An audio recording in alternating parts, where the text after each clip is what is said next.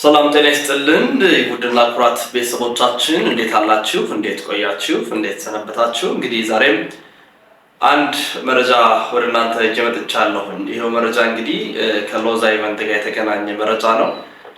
ሎዛ ኢቨንት ከሰሞኑ ብዙ ጥያቄዎች ሲቀርቡበት እንደነበር ሁላችንም የምናውቀው ነው። ተቃውሞዎች ሲደርሱበት ሲሰሙበት ነበረ። ይህንን ተከትሎ እንግዲህ ብዙ ሀሳቦች ሲንሸራሸሩ ነበር። እኛም በተደጋጋሚነት መረጃዎችን ለእናንተ ለማቅረብ ስንታተር ነበር። ታዲያ አሁን የምናቀርብላችሁ መረጃ ይኖርናል ማለት ነው። ከዚህ ከሎዛ ኢቨንት ጋር የተገናኘ በተለያዩ አብያተ ክርስቲያናት ላይ የኮሚሽን ስራዎችን ይሰራል በሚል ነበር ሲተች ነበረው። በስተመጨረሻ እንግዲህ ሎዛ ከመተቸት ወጥቶ መግለጫ እስከ መስጠት የመድረሱን ጉዳይ ሰምተናል። ሰፋ ያለ ማብራሪያ ያለበትን መግለጫ ነው የሰጠው። ይሄው መግለጫ እንግዲህ በተለያዩ አብያተ ክርስቲያናት ላይ አንድ ሁለት እያለ እስከ 30 የሚጠጉ ቦታዎችን ጠቅሷል። በነፃም ጭምር እንደሚያገለግል ገንዘብ ላይ ትኩረት ያደረገ ስራ ብቻ የሚሰራ እንዳልሆነ ነው መረጃ ያወጣው ወይም መግለጫውን የሰጠው። በዚህ መግለጫ ላይ እንግዲህ ብዙ አብያተ ክርስቲያናትን ጠቅሷል። በነፃ የሰራውባቸው በማለት በዛ ኢቨንት ስም ማለት ነው፣ በሁነቱ ስም የሰራቸውን በነፃ ነው የሰራቸው ብሎ ያሰባቸውን በሙሉ መግለጫዎችን ሰጥቷል ማለት ነው።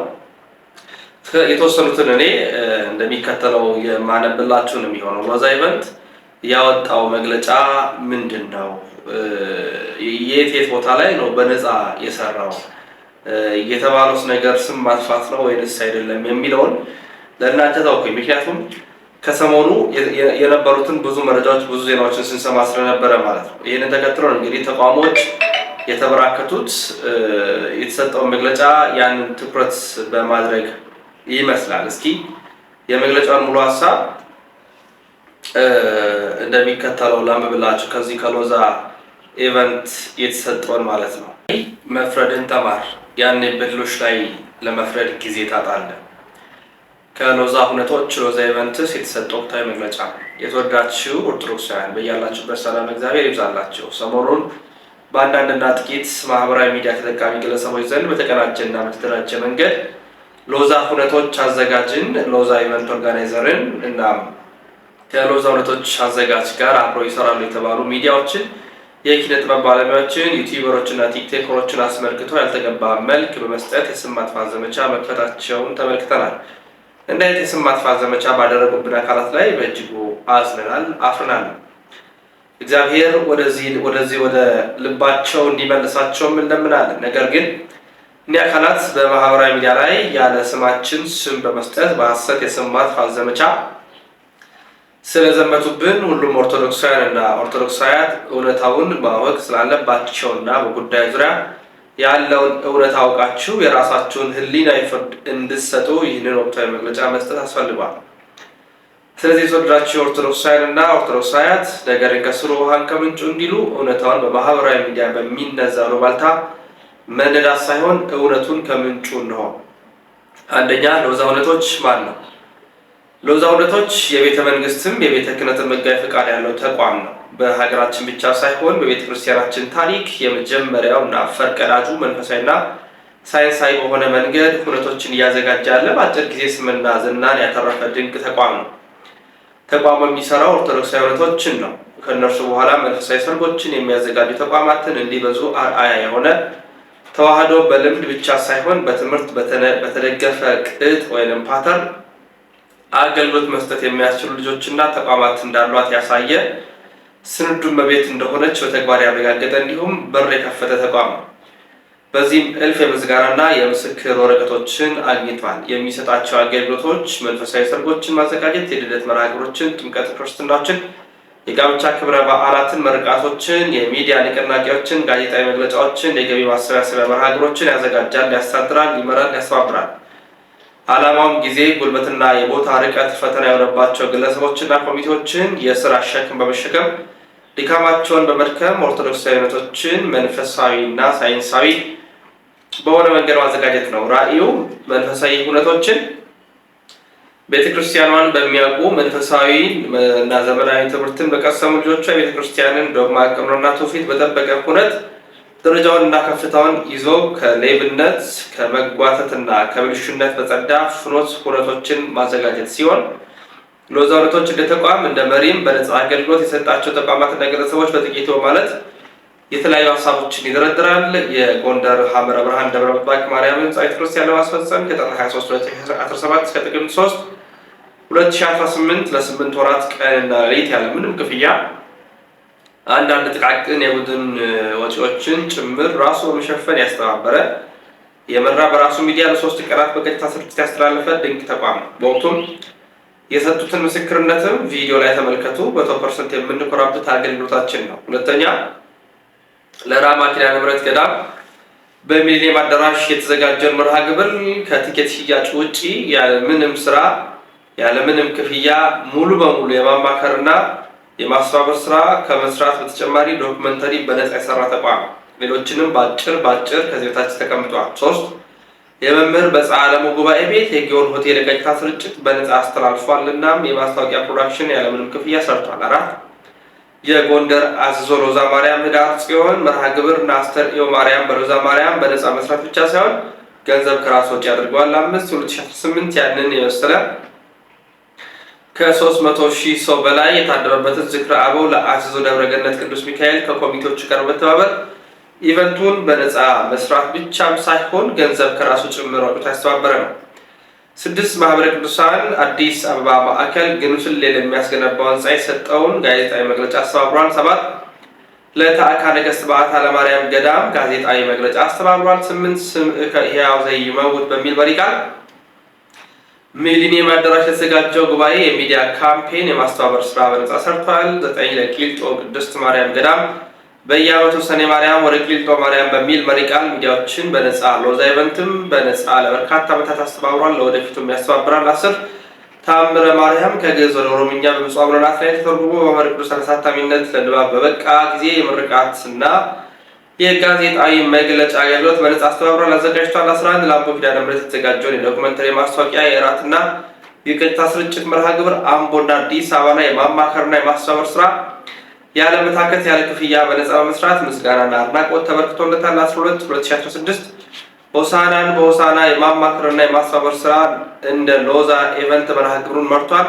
እንደ ሚዲያም የቀጥታ ስርጭቱን በነጻ አስተላልፏል። 13 ጻድቃኔ ማርያም ስትመረቅ ያደረግነውን እንቅልፍ የሌለው ስራ የዶክመንተሪ የማስታወቂያ የቀጥታ ስርጭት የሚዲያ ዘመቻ ተቆጥሮ የማያልቀውን የመምራት እናም የማስተባበር ስራ እንደ ግል እንደ ቡድንም ያለ ምንም ክፍያ ለደከመው ድካም ከእግዚአብሔር ውጭ ማንም ሊከፍል አይችልም ያለ ከሰሜን ወሎ ኮምቦልቻ ገብርኤል፣ ደቡብ ኦሞ በለሳ የሚገኘው ቦታንሳ የአያ ዘልታን ምክንያት በማድረግ ቦሌ የተዘጋጀው መርሃ ግብር ግሸን ማርያም ኮሚቴዎች ቢሮአችን መጥተው መጠይቁን ያስተባብሩ በሚል ጥያቄ ሰራናቸው።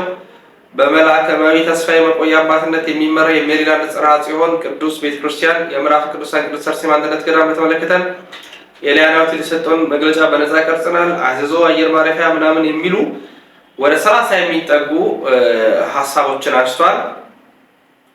እንዲሁም ደግሞ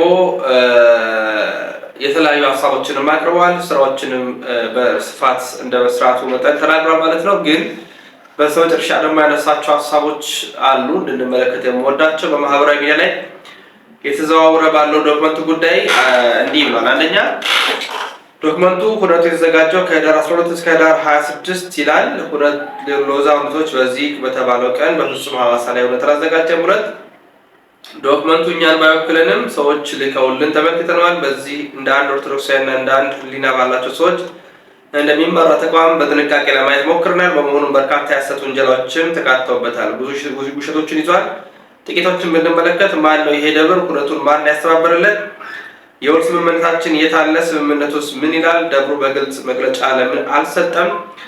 ደብሩ ተበደልኩ ለምን አላለም? የተበደለውስ ምንድነው? የማይነበብ ማተብ ለምን ማዘዋወር ተፈለገ? ምዕመናን ነገሩ የገባቸው ነው ወይ? በሳል አእምሮ ያለው ይጠይቅ። በዝርዝር ስም ተጠቅሶ ለማን ምን ተከፈለ? ገንዘብ የተቀበሉበት ፊርማ ወዘተ አለ ወይ? ክፍያው የተፈጸመው ያላገለገሉበትን ነው ወይ? ያልሰሩበትን ነው ወይስ እንደተባለው ዘርፊያ ነው? አስገድደው ነው? ኮሚቴው ፈቅዶ ነው? አምኖበት ነው ያደረጉት? አምኖበት ካደረገው በኋላ ስለምን ሚዲያ ላይ ማሰራጨት አስፈለገ? እውነት ከሆነ ዶክመንቱ ሙሉን ለምን አልለቀቀም? ለምን ቆረጣችሁት? ምናምን የሚሉ ጥያቄዎች ተነስተዋል። ሌላው ቲክቶከሮችን ማጥቃት የፈለገ አካል መኖሩን ማሳያ የዘማሪያንና የሰባኪያን አበሌት አለ። መርሃ ግብሩ የተካሄደው ያለ ዘማሪያን ነው ወይ? ውሸት 500 ምናምን ሺህ ብር ምግብ እንዴት? ፍጹም ውሸት። እውነት እንኳን ቢሆን አገልጋዮቹ እዚህ ሆቴል ካልሆነ አንተኛም ብለው ነው ወይ? መጀመሪያውኑ ወጪ የሚቀንስ ምግብ፣ ወጪ የሚቀንስ መኝታ ለምን አላዘጋጃችሁም? አገልጋዮቹና ሚዲያዎቹ እዚህ አንተኛም አንበላም እንደማይሉ የታወቀ ጉዳይ ነው። ምክንያቱም አገልጋዮቹ ሐዋሳ ብቻ አይደለም ብዙ ቦታዎች ተሰጥቷል። የጎላ ድስት ወጥ በልተው ሰንበት ትምህርት ቤት አዳራሽ ተኝተው ጥቅጥቅ ያለ መርሃ ግብር አዘጋጅተዋል። ወጪ ለማጋነን የተጠቀሰ ወጪዎች አሉ። ለምን? ለምሳሌ ቁጥር 2 ለመወንጀል ከመጣደፋቸው የተነሳ በትክክል እንኳን መደመር አልቻሉም። 3 ዶክመንቱ እኛን የማይመለከተን ሆኖ ሳለ የሎዛ ሁነቶች ስም በዚህ መጠን ማጥፋት ለምን አስፈለገ? ዘመቻውን ያስጀምሩ አካላት እንደማን ናቸው? ዓላማውስ ምንድን ነው የሚለው መመርመር ያስፈልጋል። የመጀመሪያ በፍጹም ቅንነት ለቤተ ክርስቲያን ያሰቡ መስሏቸው የተንጋደደ መረጃ ሰምተው ዘመቻውን የተቀላቀሉ አሉ። ለእናንተ መልሳችን ህሊና የሚባል ነገር አለ። አጣሩ። በኔ በሉ። ሰው የዘራውን ነው የሚያጭደው። ቢያንስ ጉዳዮቹን ከሁለት ወገን ስሙ የሚል አለ። የአላፋ ዝማሬ ቲክቶከሮች ይደግፋሉ የሚል ነው። ስለዚህ በሏቸው ነው። ቲክቶከሮችን የሚያስተባብሩ ደግሞ ሎዛ ሁነቶች ነው። እነርሱንም በሉት ነው። እንደዚህ አይነት መርሃ ግብር ለምን አልተሳተፍንም የሚሉ ውስጣዊ ቅናት ያንገበገባቸው ናቸው። እነዚህ አካላት ደግሞ ያልተጋበዙት ኮሚቴው ምርጫ ስላልሆኑ ነው። በቦታ ርቀት ስልክ ስለማያነሱ በብዙ ምክንያት ሳይጋበዙ የቀሩ ነገሩ ትክክል ስለሆነ ስላልሆነ ሳይሆን እነሱ ስለሌሉበት፣ እነሱ ስላልጀመሩት፣ እነሱ ቡራኬ ስላልሰጡበት ነው። ሌላው ወቅታዊ አጀንዳ ለማስቀየር ነው። ይህ ጉዳይ በሚነሳበት ወቅት ምን አይነት አጀንዳ ይናፈስ ነበር የሚለው መፈተሽ ተገቢ ነው በማለት ብዙ ሀሳቦችን አንስቷል። ከዛ በኋላ በህግም እጠይቃለሁ እስከ ማለት እንደርሷል ማለት ነው። ሙሉ መረጃ ገብታችሁ በተለቀቁ ማህበራዊ ሚዲያዎች እንድትከታተሉ እንጋብዛለን። ላይክ፣ ሼር፣ ሰብስክራይብ ማድረጋችሁ እንዳይዘነጋ።